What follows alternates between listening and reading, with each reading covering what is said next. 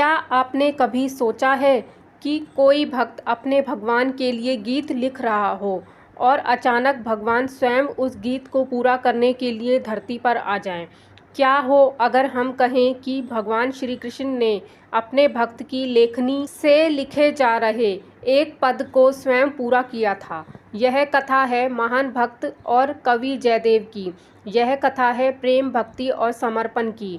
और यह कथा उस अद्भुत घटना की है जब कहा जाता है कि स्वयं श्री कृष्ण ने जयदेव जी की रचना गीत गोविंद में एक पंक्ति लिखी।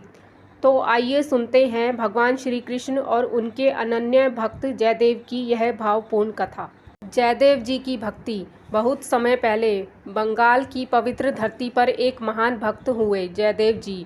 उनका मन संसार की धन दौलत में नहीं लगता था। उनके लिए जीवन का सबसे बड़ा धन था श्री कृष्ण का नाम। सुबह हो या शाम, एकांत हो या लोगों की भीड़, उनके हृदय में केवल कृष्ण का स्मरण रहता। वे भगवान श्री कृष्ण को केवल मंदिर में विराजमान मूर्ति के रूप में नहीं देखते थे। उनके लिए श्री कृष्ण जीवित थे।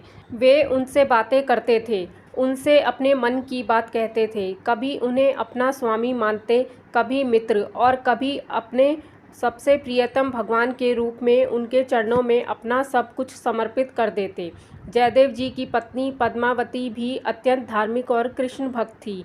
पति पत्नी दोनों का जीवन भगवान की सेवा और भक्ति में बीतता था। गीत गोविंद की रचना। एक दिन जयदेव जी के मन में एक अद्भुत विचार आया। उन्होंने सोचा, मैं अपने प्रभु श्री कृष्ण और श्री राधा के दिव्य प्रेम को शब्दों में उतारूंगा। उन्होंने लेखनी उठाई और धीरे धीरे एक ऐसी रचना का जन्म होने लगा जिसमें राधा और कृष्ण के प्रेम, विरह, मिलन और भक्ति का अत्यंत भावपूर्ण वर्णन था। इस रचना का नाम पड़ा गीत गोविंद। जयदेव जी जब इसे लिखते थे तो ऐसा लगता था जैसे वे लिख नहीं रहे बल्कि स्वयं भगवान की लीला देख रहे हों। कभी उनकी आंखों से आंसू बहने लगते, कभी वे कृष्ण के प्रेम में इतने डूब जाते कि संसार की सुध बुध भूल जाते। पद्मावती उन्हें देखती और सोचती, मेरे पति नहीं, स्वयं कृष्ण के प्रेम में डूबे हुए एक भक्त हैं। एक दिन आया वह प्रसंग। एक दिन जयदेव जी गीत गोविंद के एक पद की रचना कर रहे थे। उनके मन में भगवान श्री कृष्ण और राधा की एक अत्यंत भावपूर्ण लीला चल रही थी। वे लिखते लिखते एक ऐसी पंक्ति पर पहुंच गए जिसमें श्री कृष्ण स्वयं राधा के चरणों में झुककर उनसे अपने सिर पर चरण रखने का आग्रह करते हैं। जयदेव जी की लेखनी वहीं रुक गई। उन्होंने सोचा, नहीं, मैं अपने प्रभु के बारे में ऐसा कैसे लिख सकता हूँ। उनके मन में संकोच पैदा हो गया। उन्होंने कागज रख दिया। उन्होंने सोचा, यह तो मेरे भगवान की मर्यादा के विपरीत होगा। भगवान श्री कृष्ण स्वयं राधा के चरणों में अपना सिर रखें, क्या मैं यह लिखने का साहस भी कर सकता हूँ? वे उस पंक्ति को अधूरा छोड़कर उठ गए। जयदेव जी स्नान करने चले गए। जयदेव जी ने पद्मावती से कहा, मैं नदी में स्नान करने को जा रहा हूँ, और वे वहाँ से चले गए। पद्मावती घर के कामों में लग गई। कुछ समय बाद दरवाजे पर दस्तक हुई। पद्मावती ने दरवाज़ा खोला। सामने जयदेव जी खड़े थे। उन्होंने कहा, मैं वापस आ गया हूँ। पद्मावती ने आश्चर्य से देखा। उन्होंने कहा, आप तो अभी थोड़ी देर पहले ही स्नान करने गए थे।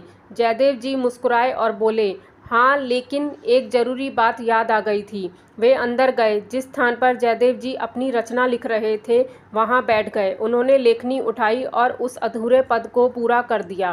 फिर पद्मावती से कहा, अब भोजन दे दो। पद्मावती ने भोजन परोसा। जयदेव जी ने भोजन किया और कुछ देर बाद विश्राम करने चले गए।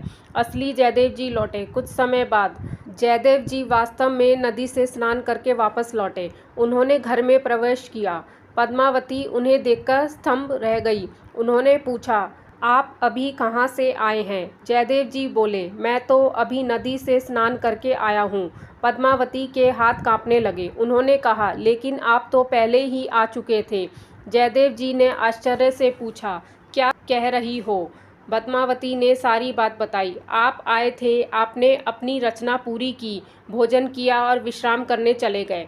जयदेव जी समझ गए कि बात साधारण नहीं थी। वे तुरंत उस स्थान की ओर गए जहां उन्होंने गीत गोविंद रखा था। उन्होंने पांडुलिपि उठाई और उस पंक्ति को देखा जिसे उन्होंने अधूरा छोड़ा था। अब वह पूरी हो चुकी थी। जयदेव जी की आंखें उस पंक्ति पर टिक गईं।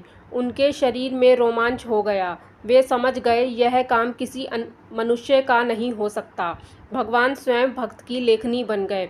जयदेव जी की आंखों से आंसू बहने लगे। उन्होंने हाथ जोड़कर कहा, हे प्रभु, मैं आपको नहीं पहचान पाया। उन्हें अनुभव हुआ कि जिस पंक्ति को लिखने में वे संकोच कर रहे थे, उसे स्वयं श्री कृष्ण ने पूरा किया। जिस भक्त ने सोचा था कि वह अपने भगवान की मर्यादा के विरुद्ध कैसे लिख सकता है, उसी भक्त की मर्यादा रखने के लिए भगवान स्वयं उसके घर आए। जयदेव जी भाव विभोर हो गए। उन्होंने कहा, प्रभु, मेरे जैसे छोटे से भक्त के लिए आपने इतना कष्ट क्यों किया? और उनके हृदय से केवल एक ही आवाज़ निकली, हे कृष्ण, आपकी भक्ति के सामने मेरा सब कुछ छोटा है। पद्मावती को हुआ भगवान का दर्शन। कहा जाता है कि उस दिव्य घटना के बाद पद्मावती भी समझ गई कि उनके घर आने वाले वह व्यक्ति उनके पति नहीं बल्कि स्वयं श्री कृष्ण थे। उन्होंने भगवान के चरणों में सिर रख दिया। जयदेव जी और पद्मावती दोनों की आंखों से आंसू बहने लगे। उनके लिए उस दिन से गीत गोविंद केवल एक कविता नहीं रही, वह उनके लिए भगवान का प्रसाद बन गई, भक्ति का असली अर्थ। इस कथा का सबसे सुंदर संदेश यही है कि भगवान को पाने के लिए बड़े बड़े साधन आवश्यक नहीं होते। भगवान भक्त की भावना देखते हैं। किसी के पास धन हो या ना हो, कोई बड़ा विद्वान हो या साधारण, यदि उसके हृदय में सच्ची श्रद्धा है तो भगवान उसके निकट होते हैं। जयदेव जी ने भगवान को पाने के लिए कोई बड़ा यज्ञ नहीं किया। उन्होंने केवल अपना हृदय कृष्ण को समर्पित कर दिया। और जब भक्ति सच्ची हो तो भक्त और भगवान के बीच दूरी नहीं रहती। गीत गोविंद की महिमा। जयदेव जी का गीत गोविंद आगे चलकर भक्ति साहित्य की अत्यंत प्रसिद्ध रचनाओं में शामिल हुआ। इसमें राधा कृष्ण के प्रेम और विरह को आध्यात्मिक भाव से प्रस्तुत किया गया है। इसके पदों में केवल सांसारिक प्रेम नहीं बल्कि जीव और परमात्मा के मिलन की भावना भी देखी जाती है। राधा का विरह उस भक्त के विरह जैसा है जो अपने भगवान से दूर होने पर व्याकुल है, और कृष्ण से मिलन उस परम आनंद का प्रतीक है जो भक्त को अपने आराध्य की अनुभूति होती है। कथा का अंतिम संदेश। हम अक्सर भगवान से कहते हैं, हे प्रभु, मेरी परेशानी दूर कर दो, लेकिन जयदेव जी की भक्ति हमें कुछ और सिखाती है। भगवान से केवल अपनी इच्छा पूरी करवाने की कोशिश मत करो, अपने हृदय को भगवान के चरणों में रख दो। जब मन में सच्ची भक्ति होगी तो भगवान आपके जीवन में किस रूप में आएंगे यह आप कभी नहीं जान पाएंगे। कभी किसी इंसान के रूप में मदद बनकर, कभी किसी अवसर के रूप में, और कभी ऐसी अनुभूति बनकर कि आपको लगे मेरे साथ स्वयं भगवान है। इसीलिए अगर जीवन में कभी कठिन समय आए तो घबराएं मत। श्री कृष्ण का नाम लीजिए, अपने कर्म करते रहिए और विश्वास रखिए। जिस भक्त का हृदय सच्चा होता है, भगवान उसकी पुकार अवश्य सुनते हैं। जय श्री कृष्णा। राधे राधे। देखने के लिए धन्यवाद। कृपया लाइक, शेयर और सब्सक्राइब करें। ट्रू टेल्स रेखा ऑफिशियल।